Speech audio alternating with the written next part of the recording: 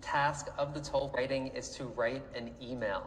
So this is going to be an introduction, but we are going to go into a little bit of detail here.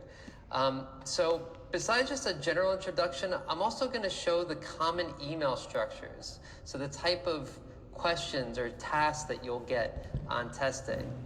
I'm going to talk a little bit about tone, about how the email should feel, but I just want to give you a bunch of examples so you can feel confident that no matter what you see on test day, you know what you're going to see on test day no matter what. But of course, I recommend to do an email first.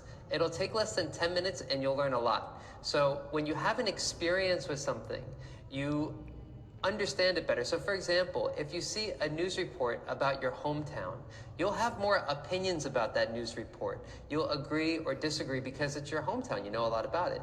But if there is a news report about some city that you've never been to, let's say San Antonio, Texas. I've never been to San Antonio.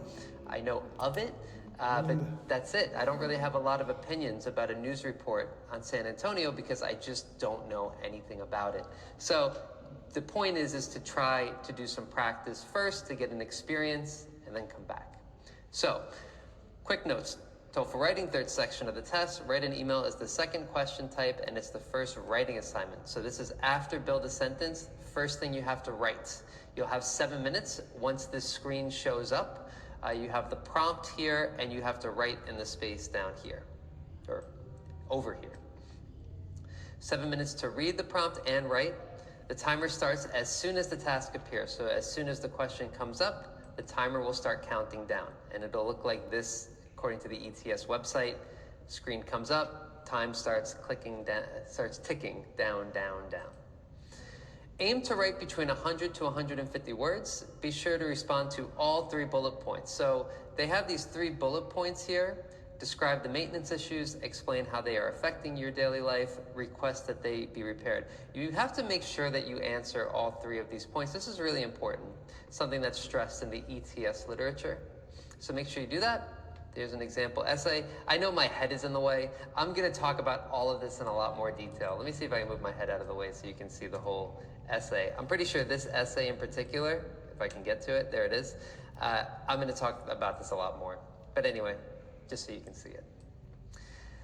The tone varies slightly. Sometimes, most of the time, they're formal, like to landlords. Sometimes they're casual emails to friends. The setting is sometimes academic, sometimes at a university, sometimes it's about daily life stuff. So this is formal, but this is daily life stuff. You're contacting your landlord about some problems in your apartment or in your house, your apartment, right? But this is more casual. You're writing something your friend Oliver is saying thank you.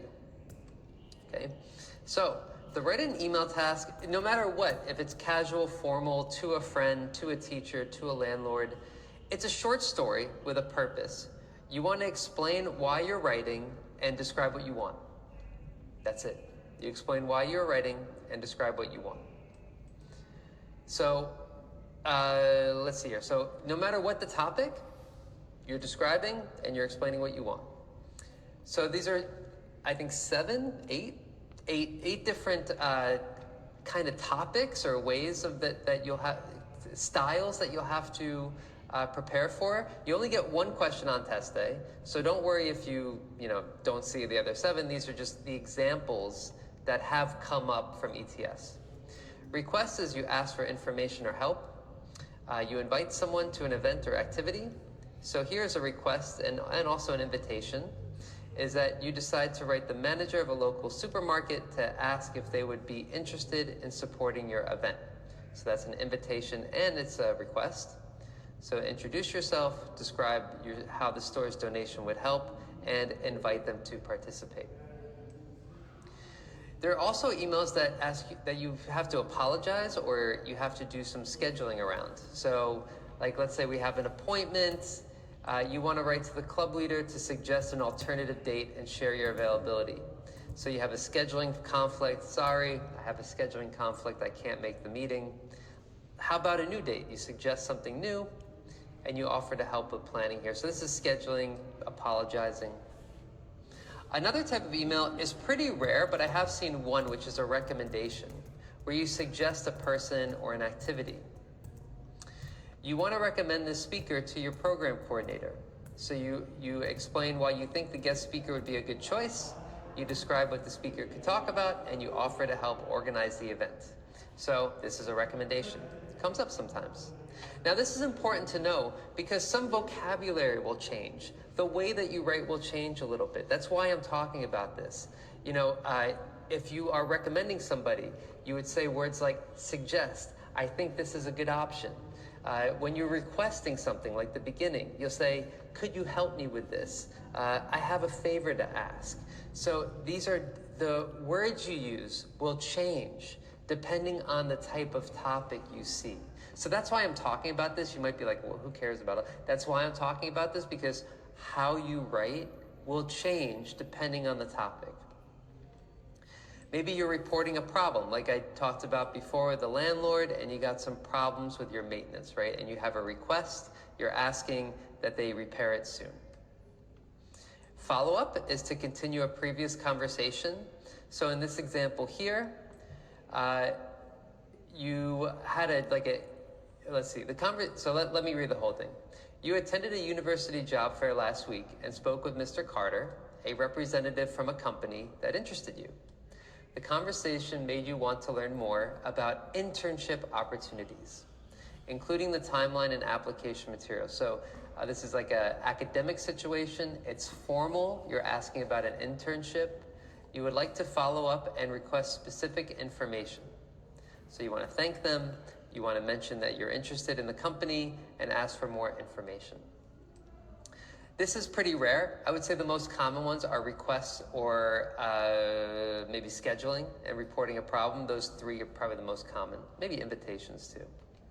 Thanking is you're expressing gratitude. This one's you're talking to your friend. It's very casual. Thank you for letting me stay at your house. Okay, so those are the different types of emails you might get, but that's just a general introduction to this task. We're going to talk about all of this in a lot more detail, probably too much detail to be honest, but we'll get into it.